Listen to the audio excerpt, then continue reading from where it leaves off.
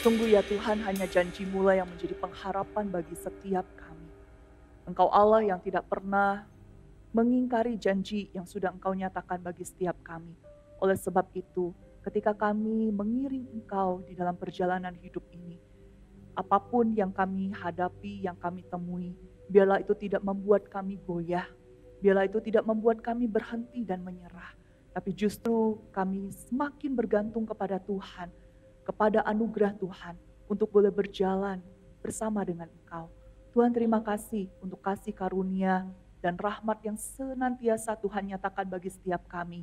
Secara khusus di hari Minggu ini kami boleh kembali datang ke rumah Tuhan untuk beribadah, untuk kami boleh menaikkan puji-pujian kami, untuk kami juga boleh belajar kebenaran firman-Mu.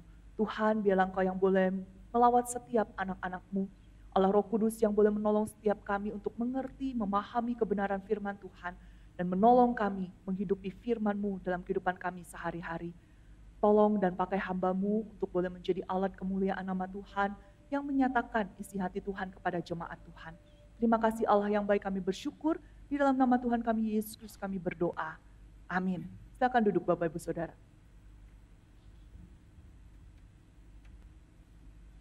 Merdeka! Waduh, merdekanya lemes ya. Merdeka! Saudara, ucapan atau teriakan merdeka itu seringkali kita dengarkan paling setahun sekali gitu ya, pas Agustus, pas HUT RI lagi ya. Tapi biarlah walaupun slogan ini hanya diteriakan di bulan Agustus sekali setahun, kita tetap boleh terus mengingat kehidupan kita sebagai orang-orang yang merdeka. Kita bersyukur kita hidup di bangsa Indonesia yang walaupun ya ada kelemahannya, keterbatasannya, tapi kita bersyukur kita masih punya kebebasan, kemerdekaan untuk boleh beribadah. Walaupun ada tempat-tempat tertentu tidak semudah kita. Tapi selain kita bersyukur karena kita boleh merdeka, bebas untuk beribadah, kita juga harus ingat bahwa kita juga adalah orang-orang yang merdeka di dalam Kristus, yang sudah tidak lagi hidup di bawah belenggu dosa, yang sudah tidak lagi terikat oleh dosa. Kita adalah orang-orang yang sudah dimenangkan di dalam Kristus, yang artinya saudara, kita punya kekuatan dan kuasa untuk berkata tidak kepada dosa. Itu yang membedakan kita dengan orang-orang di luar Kristus. Oleh sebab itu, saya berdoa Bapak Ibu Saudara boleh terus menjalani kehidupan sebagai orang-orang yang merdeka. Saudara, kita bersyukur hari ini boleh sampai kepada pembahasan kita di Wahyu pasal yang ketiga. Kita akan bersama-sama kembali belajar dalam seri 7 surat kepada 7 jemaat yang ada di Asia Kecil. Kita masuk di jemaat Philadelphia. Saya ajak kita untuk boleh membuka Wahyu pasal yang ketiga ayat 7 sampai 13. Wahyu pasal yang ketiga ayat 7 sampai 13. Saudara, saya akan membacakan dalam terjemahan bahasa Indonesia, terjemahan baru edisi yang kedua. Dan saya pikir setiap minggu di mimbar ini juga setiap pengkhotbah khususnya para hamba Tuhan berusaha untuk boleh membaca dari kitab terjemahan edisi terbaru. Oleh sebab itu saudara, saya mendorong Bapak Ibu Saudara untuk boleh punya Alkitab edisi terbaru ini. Alkitab yang saudara punya di aplikasi di handphone, memang itu ada PBTB 2, tapi kalau saudara perhatikan itu terjemahannya berbeda dengan edisi terbaru yang edisi cetak ini saudara ya.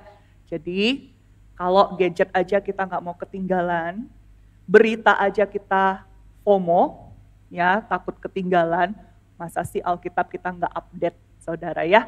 Kalau memang sekarang belum ada dalam bentuk digital, beli Bapak Ibu Saudara. Saya nggak tahu berapa harganya karena saya dikasih ya. Saudara kalau mau dikasih nggak apa-apa bilang sama saya. Nanti saya minta sama Kodoni, Kobudi ya. Saudara, saya akan bacakan bagi setiap kita, mari kita boleh memperhatikannya. Wahyu pasal yang ketiga ayat 7 sampai 13 demikian firman Tuhan. Tuliskanlah kepada malaikat jemaat di Philadelphia. Inilah firman dari yang kudus, yang benar, yang memegang kunci Daud. Apabila ia membuka, tidak ada yang dapat menutup. Apabila ia menutup, tidak ada yang dapat membuka. Aku tahu segala pekerjaanmu. Lihatlah, aku telah membuka pintu bagimu yang tidak dapat ditutup oleh seorang pun. Aku tahu bahwa kekuatanmu tidak seberapa. Namun engkau menuruti firman-Ku dan engkau tidak menyangkal nama-Ku. Lihatlah, beberapa orang dari jemaah iblis, yaitu mereka yang menyebut dirinya orang Yahudi, tetapi sebenarnya tidak demikian, melainkan berdusta, akan kuserahkan kepadamu. Sesungguhnya aku akan menyuruh mereka datang dan sujud di depan kakimu, dan mereka akan tahu bahwa aku mengasihi engkau.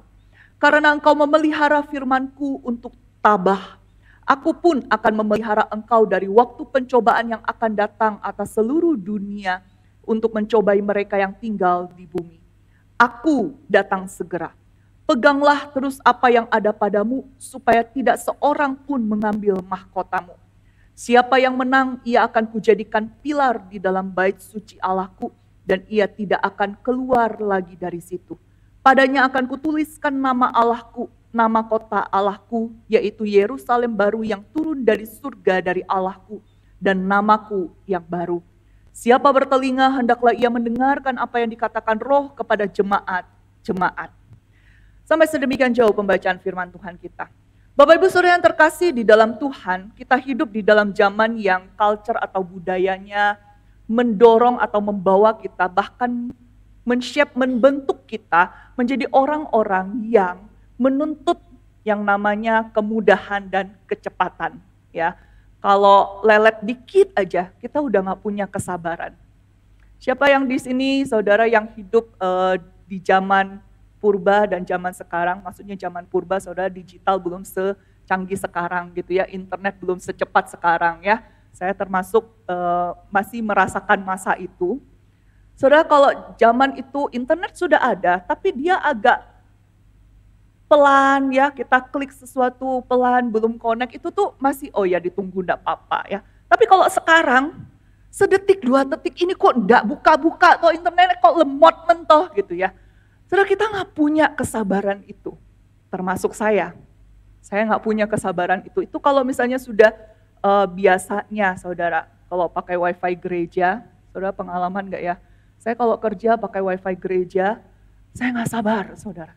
Akhirnya pakai kuota sendiri. Kenapa? Karena lemot sekali. Walaupun lemotnya nggak sampai sekali sih, tapi bagi saya sudah nggak, kok bisa ya begitu. Saudara, dengan kita hidup di zaman dan budaya seperti itu, sadar nggak sadar, itu mempengaruhi cara kita berpikir, cara kita bertindak, dan cara kita hidup. Termasuk ketika kita mengiring Tuhan. Kalau hari ini sesuai tema yang diberikan kepada kita, dari Jemaat Philadelphia kita belajar tentang ketekunan. Oh saudara, ngomongin soal ketekunan itu bukan hal yang mudah untuk kita dapati. Apalagi ya, ini katanya saudara ya, karena saya nggak pernah. Tapi sharing dari beberapa orang yang punya karyawan, punya staff. Itu kalau misalnya, maaf saya jangan didemo sama Gen Z ya. Gen Z sekarang itu ya, dikit-dikit udah langsung berhenti, dikit-dikit minta berhenti, dikit-dikit langsung kabur. Pokoknya nggak tahan banting gitu ya. Nggak tekun kerjanya, cepet banget berhenti, ganti kerja, berhenti, ganti kerja. Sebenarnya bukan hanya itu. Beberapa rekan juga men-sharingkan hamba-hamba Tuhan dari generasi Z juga seperti itu. Sangat mudah ganti ladang ketika menghadapi kesulitan. Tapi saya harap itu hanya beberapa dari Gen Z, bukan seluruh Gen Z seperti itu ya. Saya melihat ada Gen Z di sini yang saya berdoa saudara tidak seperti itu. Saudara, apa sih ketekunan itu?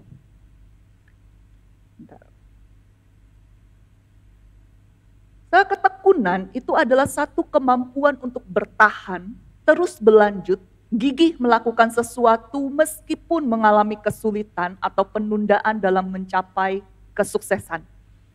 Dengan kata lain, yang namanya ketekunan itu membutuhkan kesabaran, tidak mudah menyerah, kegigihan, dan kesetiaan. Itu ketekunan. Nah masalahnya saudara, sebagai manusia berdosa di dalam naturnya, manusia itu memiliki kecenderungan untuk berhenti, menyerah, dan mengambil jalan pintas jika keamanan dan kenyamanannya terancam. Sehingga saudara, sebenarnya masalah ini bukan hanya masalah Gen Z kalau kita mau jujur ya. Kita pun dalam kehidupan kita ketika kita menghadapi satu rintangan, satu masalah yang mengancam kenyamanan, ketenangan, keamanan kita. Entah kita akan menyelesaikannya dengan jalan pintas, atau kita berhenti. Itu kecenderungan manusia. Tapi tidak dengan jemaat Philadelphia yang tadi kita baca, saudara.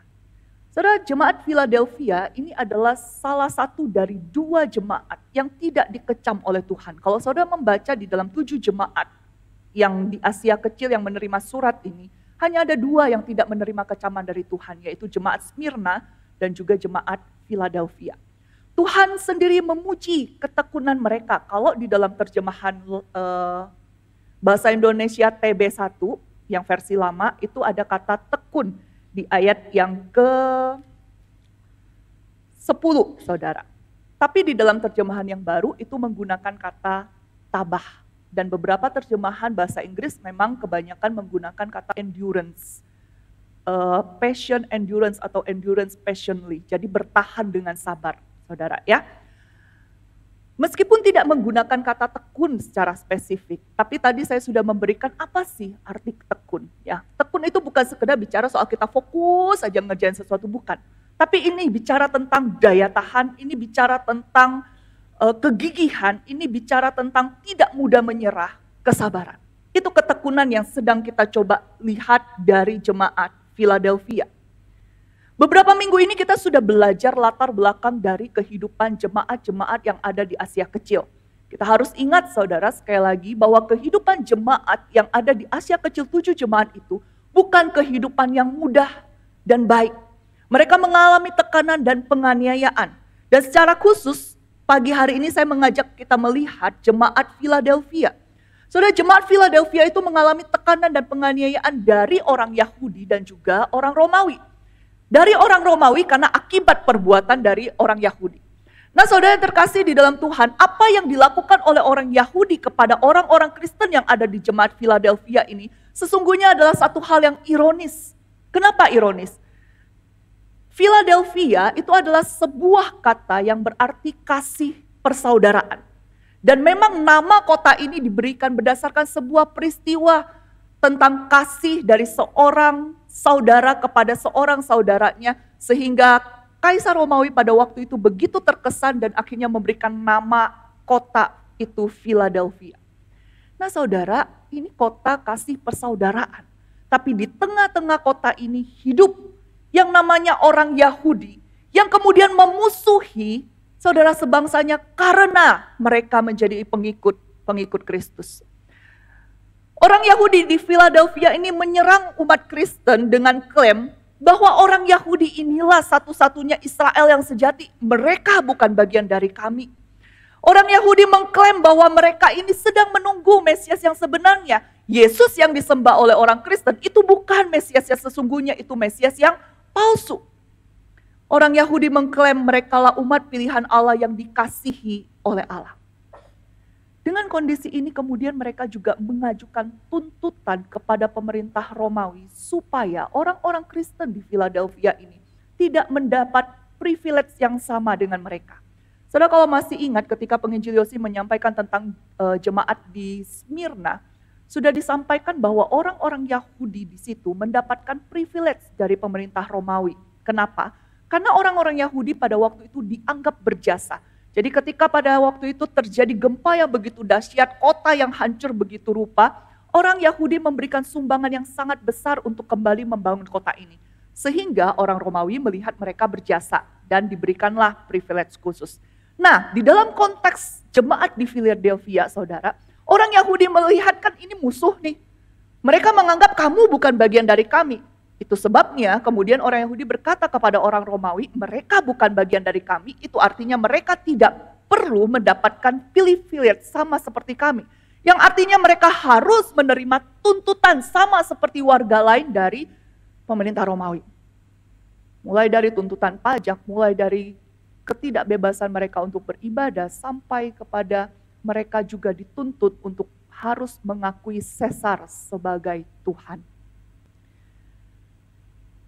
Saudara, kondisi ini, tekanan dan penganiayaan yang dialami jemaat Philadelphia itu bukan hanya berdampak di dalam kehidupan ritual keagamaan mereka.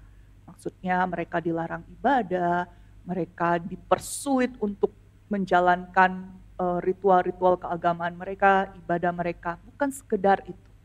Tapi tekanan dan penganiayaan yang terjadi kepada jemaat Philadelphia itu terjadi dalam seluruh aspek kehidupan mereka. Di dalam pekerjaan mereka, perekonomian mereka, bahkan sampai di dalam urusan hubungan keluarga. Saudara, ketika ada satu anggota keluarga dari orang Yahudi itu yang memilih untuk menjadi pengikut Kristus, maka mereka akan pasti dimusuhi oleh keluarganya dan putus hubungan. Dan itu yang dialami oleh jemaat Philadelphia.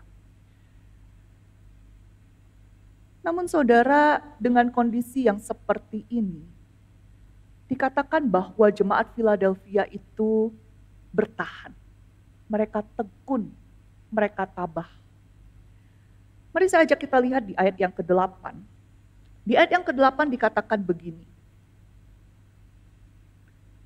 Aku tahu segala pekerjaanmu, lihatlah aku telah membuka pintu bagimu yang tidak dapat ditutup oleh seorang pun. Aku tahu bahwa kekuatanmu tidak seberapa.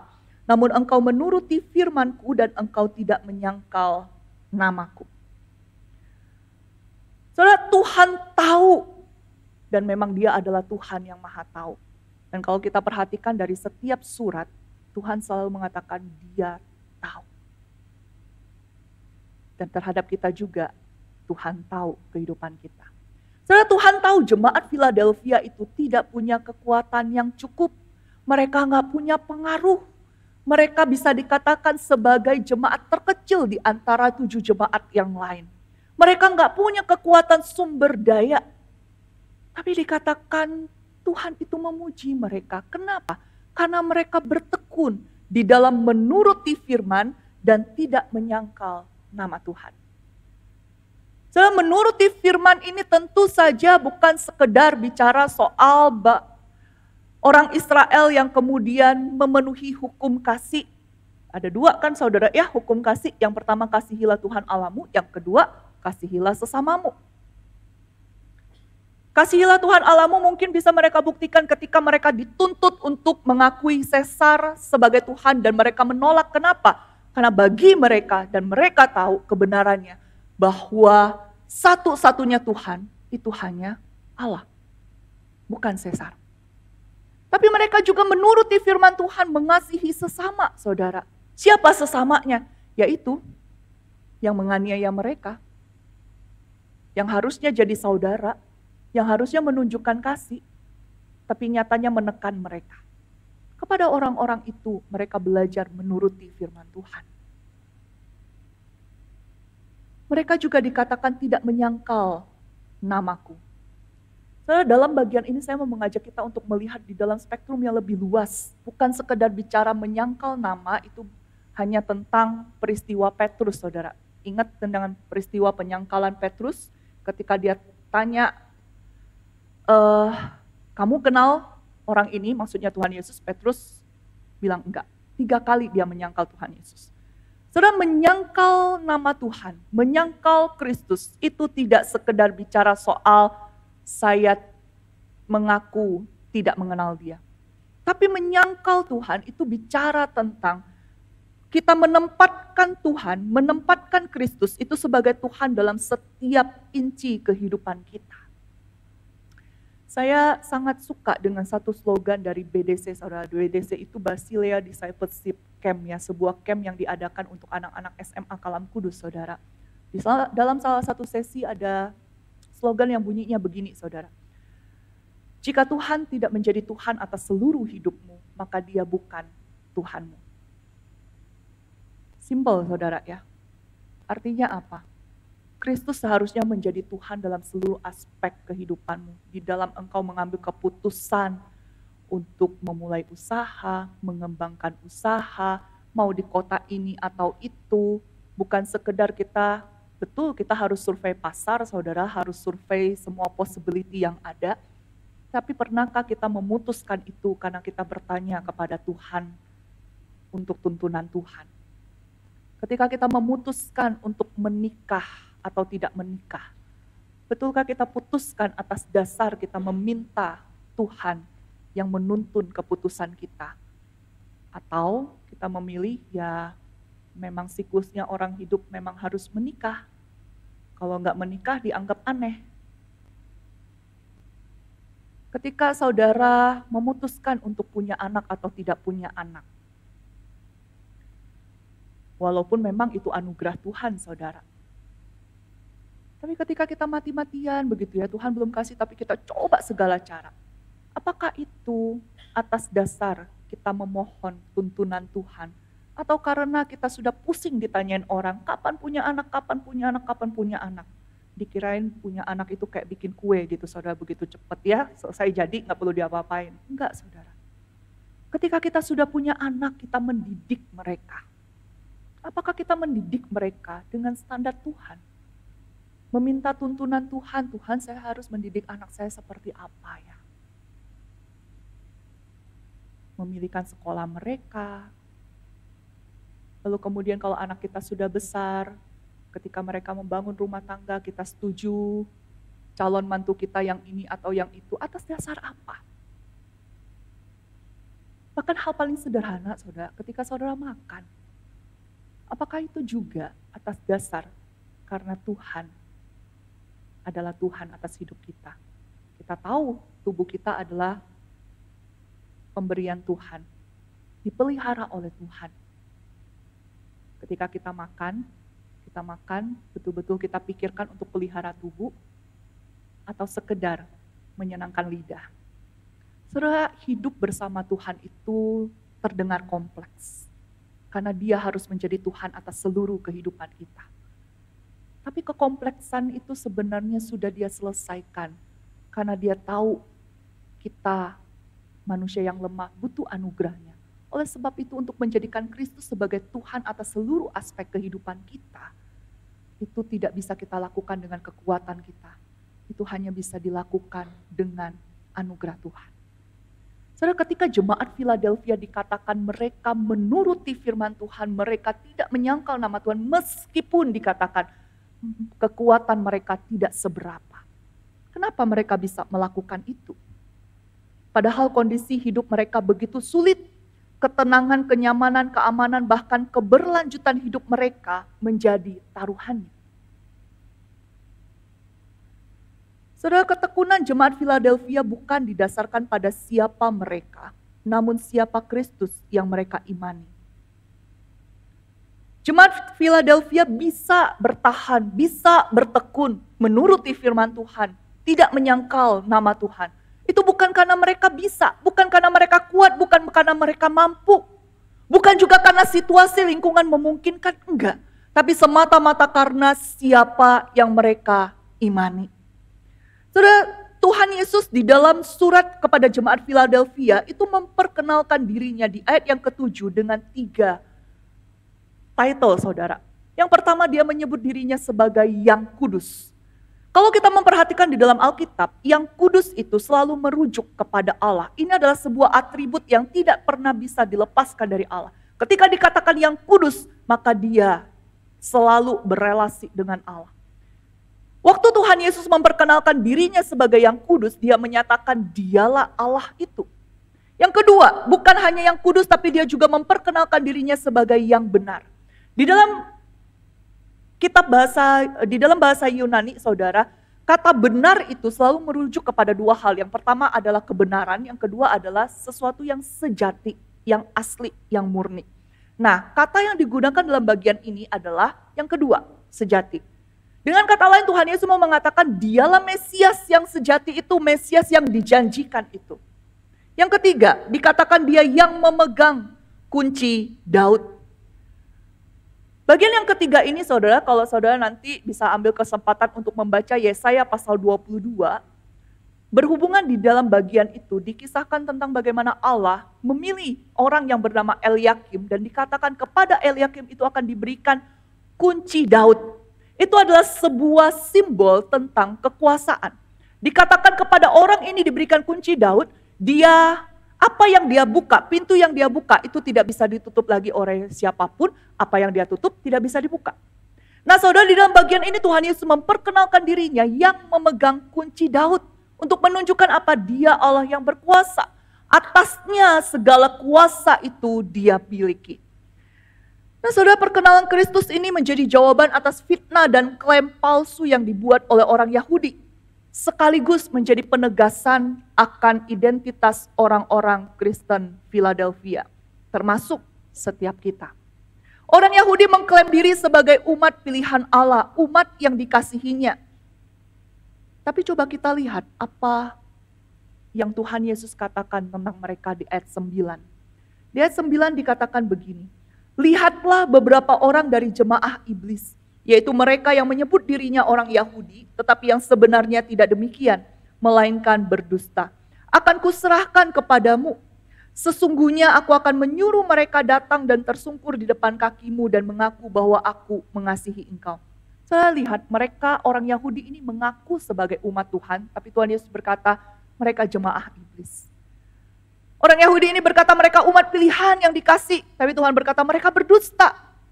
Aku mengasihi engkau, jemaat Philadelphia. Saudara, jemaat Philadelphia adalah umat pilihan Allah. Orang Yahudi sejati yang dikasihi oleh Tuhan. Mereka hidup bertekun dalam menuruti firman dan tidak menyangkal nama Kristus oleh karena Kristus yang adalah Allah yang sejati, yang berkuasa memelihara mereka. Kalau kita perhatikan di ayat yang ke 10, 11, dan 12 saudara. Khususnya 11 dan 12, di situ Tuhan mengatakan dia akan segera datang. Bagi orang-orang yang tidak percaya kepada Kristus, ini adalah sebuah perkataan yang menjadi ancaman begitu ya. Dalam arti ini akan menimbulkan ketakutan. Tapi bagi orang-orang yang percaya kepada Kristus, hidup bergantung kepada Kristus, maka ini menjadi sebuah pengharapan. Karena Kristus akan segera datang. Segala tekanan, penganiayaan, penderitaan yang mereka alami, itu akan berakhir. Saudara, ada kisah tentang seorang misionaris yang bernama John Paton. Dia adalah seorang misionaris abad ke-19 yang melakukan perjalanan ke sebuah kepulauan yang sekarang ini dikenal sebagai Kepulauan Vanuatu di Pasifik Selatan. Saudara, 19 tahun sebelum John Paton datang ke kepulauan ini, sudah ada 2 misionaris yang datang. Tapi naas bagi mereka, ketika mereka baru sampai mendarat di pulau itu, mereka dibunuh oleh penduduk setempat dan dimakan. Karena memang penduduk yang ada di kepulauan itu terkenal sebagai kanibal. Nah, berita tentang keinginan John Paton untuk pergi menjadi misionaris di kepulauan ini terdengar oleh jemaatnya. Lalu kemudian salah satu jemaat datang kepadanya dan berusaha untuk menghentikan niat dari John Paton untuk pergi. Jemaat ini bernama Dixon. Ketika Mr. Dixon memperingatkan dan berkata bahwa kamu jangan pergi, nanti kamu akan dimakan oleh para kanibal di situ. Kemudian John Paton menjawab Mr. Dixon. Saudara, disclaimer bagi kita mungkin jawaban dari John Paton ini agak kurang ajar begitu ya, karena kita ada di budaya timur. Tapi mari kita tempatkan jawaban dia di dalam konteks budaya barat ya. Saudara, dia jawab begini kepada Mr. Dixon. Tuan Dixon, usia Anda sudah lanjut dan mungkin Anda sendiri akan segera dikuburkan. Dan Anda akan dimakan cacing.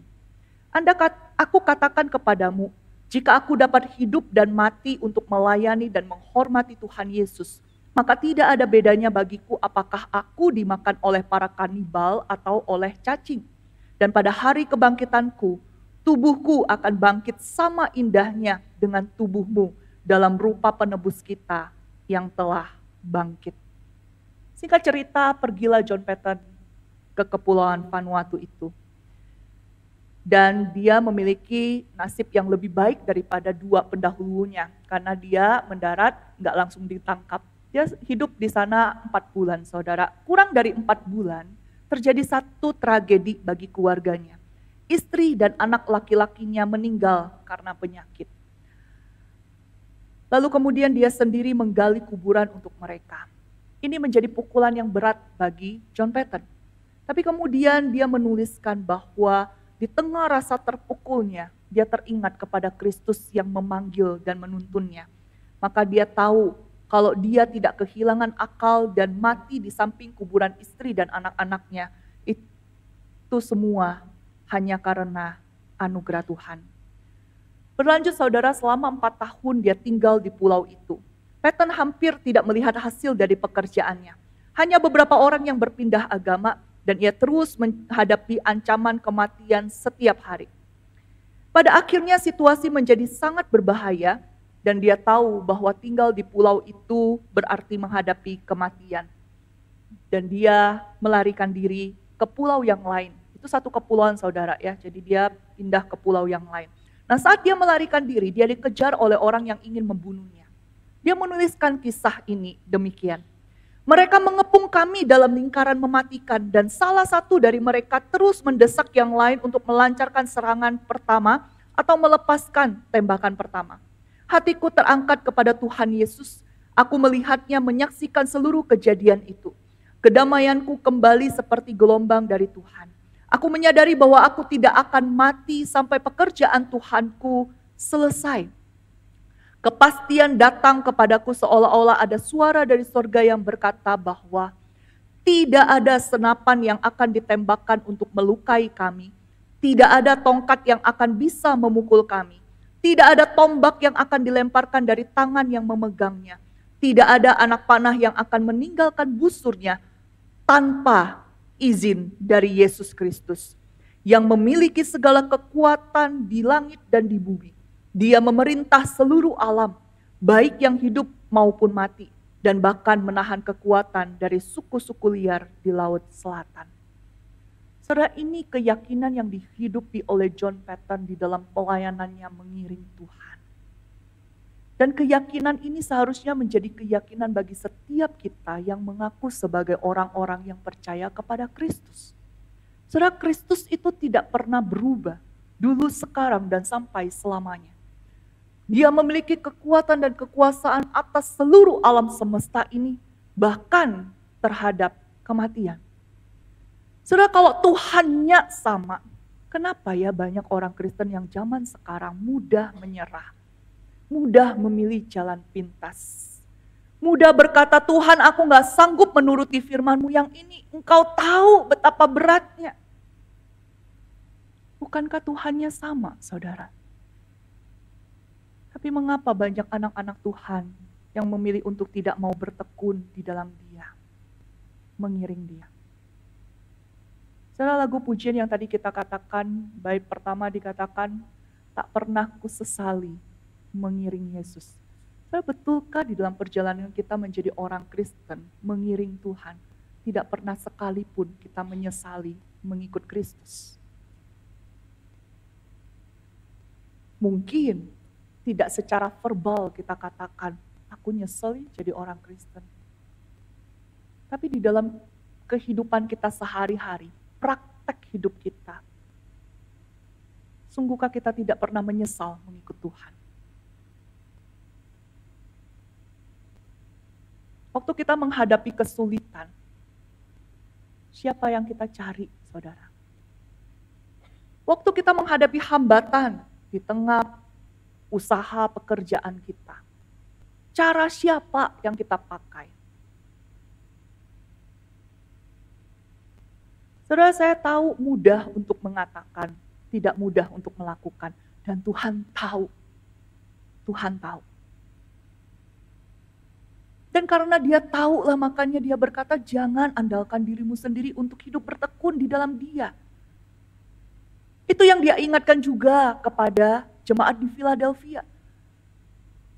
Itu yang menjadi pengharapan bagi jemaat Philadelphia, karena mereka tidak berusaha dengan kekuatan mereka sendiri. Anugerah dan kekuatan Tuhan yang menyertai mereka, menolong mereka untuk bertekun, menuruti firman, dan tidak menyangkal Dia. Saudara, bagaimana dengan kita? Saya merefleksikan tentang hal ini beberapa bulan yang lalu, saudara. Bulan April lalu, saudara, itu menjadi pertama kalinya saya menangis karena studi. Ya. Waktu kecil pernah nangis, tapi bukan karena PR, karena dipukul gak bikin PR ya. Jadi saya gak pernah seumur-umur nangis karena PR, karena tugas sekolah, karena paper. Karena sulitnya gak bisa saya lakukan, saya gak pernah, saudara. Sedikit menyombong ya. Tapi saudara, bulan April lalu saya nangis gara-gara saya sedang coding data untuk menulis bab 4 tesis saya. Dan saya bilang sama Tuhan, Tuhan udah deh cukup, enough, saya gak mau. Kenapa saudara? Saya ada di Malang pada waktu itu izin 2 minggu untuk menyelesaikan bab 4 saya, coding data. 1 minggu saya sudah kerjakan, saya serahkan ke dosen pembimbing saya, Bu Sylvia Suherman. Tapi dibalikin saudara, dan banyak catatan merahnya. Dan salah hasil coding saya. Saudara bisa bayangin ya, seminggu itu tuh yang saya lakukan, bangun pagi, kerja coding. Break makan siang, selesai makan, kerja coding. Break makan malam, selesai makan, kerja coding. Jadi selama 7 hari saya kerjakan, tapi itu salah semua. Dan saya bilang, Tuhan, udah deh Tuhan, saya juga gak pengen jadi dosen, saya gak pengen ngajar, lagian gelar juga saya gak butuh, gak mempengaruhi keselamatan, enough deh Tuhan, gitu ya. Lalu kemudian saya ingat, tahun lalu papa saya, waktu saya telepon sama papa saya bilang begini sama saya, nanya kan studimu gimana. Waktu itu masih semangat saudara ya, bilang iya nih lagi ngerjain tesis bla bla bla bla. Terus papa bilang begini, iya nanti papa mau datang wisudamu ya. Saudara, itu menjadi satu dorongan bagi saya. Kenapa? Karena waktu saya wisuda STH, papa saya nggak bisa datang. Jadi kalau dia mau datang MTH ini, wah saya sangat bersyukur, apalagi papa saya belum percaya saudara ya. Tapi waktu ingat itu saya tetap bilang, aduh udahlah papa juga ngerti lah, anaknya udah setengah mati kerja nggak beres, nggak bisa, ya udah. Masa sih papa saya mau marahin saya? Nggak mungkin saudara. Papa saya itu sangat amat jarang marah. Lalu kemudian saya ingat dengan gereja. Nanti kalau kamu nggak selesai malu loh sama jemaat, malu loh sama majelis. Terus saya bilang, ya udahlah, malu juga nggak membuat saya jadi kenyang, jadi lapar, nggak apa-apa lah malu sedikit begitu ya. Lalu kemudian hal ketiga yang muncul dalam benak saya, dan ini betul-betul kayak menampar saya saudara. Saudara, saya diingatkan dengan kata-kata begini, Bu Sylvia gak pernah nyerah sama kamu. Dia selalu cari kamu, dia selalu tolong kamu untuk selesaikan tesismu. Bahkan di saat kamu gak mau ngerjain, kamu lupa, kamu gak prioritasin, dia selalu nyari kamu. Gak pernah marah. Saya gak pernah dimarahin sama dosen pembimbing saya, saudara. Gak pernah marah. Saudara, di titik itu saya kemudian seolah-olah ditampar dan saya merasa, iya ya, siapa saya berani-beraninya untuk menyerah, sementara dosen pembimbing saya aja gak nyerah sama saya. Setelah itu saya nangis, saudara. Saya nangis karena kemudian saya teringat perjalanan hidup saya. Selama saya berjalan bersama dengan Tuhan, Tuhan tidak pernah nyerah sama saya. Saudara, bagi kita mungkin terlihat ada banyak sekali alasan untuk kita berkata, Tuhan aku gak bisa menuruti firman-Mu. Aku gak bisa bertekun di dalam imanku. Aku gak bisa hidup lurus seperti yang Tuhan mau. Aku gak bisa menjadikan Engkau sebagai Tuhan dalam semua aspek hidupku. Bolehlah ya Tuhan untuk aspek ini aku jalanin sesuai mauku dan caraku. Saudara, ada banyak alasan. Tapi sesungguhnya semua alasan itu tidak akan cukup kuat untuk membuat kita berhenti kalau kita sendirinya tidak mau berhenti. Tapi kalau kita sendiri sudah mau berhenti, kita lupa kepada Tuhan, maka pasti kita berhenti. Jadi saya mau katakan satu-satunya alasan yang cukup kuat untuk saudara berhenti tidak lagi mau menurut kepada firman Tuhan dan tidak mau menjadikan Tuhan sebagai Tuhan atas seluruh aspek hidupmu. Itu hanya satu, yaitu kalau Tuhan sudah nyerah dengan hidupmu. Tapi toh Alkitab mengatakan kepada kita, Tuhan itu gak pernah menyerah kepada kita. Dia mati di atas kayu salib bahkan di saat kita ini masih jadi musuhnya.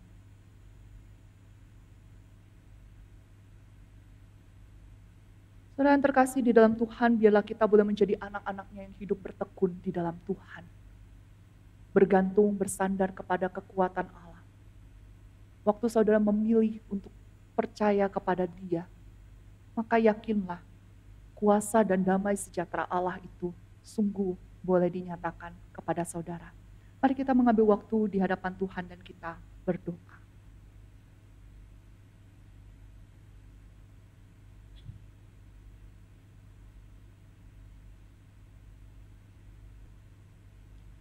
Saudara yang terkasih di dalam Tuhan, mari saat ini ambillah waktumu secara pribadi dan berbicaralah kepada Allah. Sampaikanlah kepada Dia segala ketakutan, kekhawatiran. keenggananmu di dalam hidup mengiring dia. Dan mohonlah kekuatan dan pertolongan dari Tuhan. Dia Allah yang berkuasa, Dia Allah yang berdaulat. Mari ambillah waktu dan berdoa.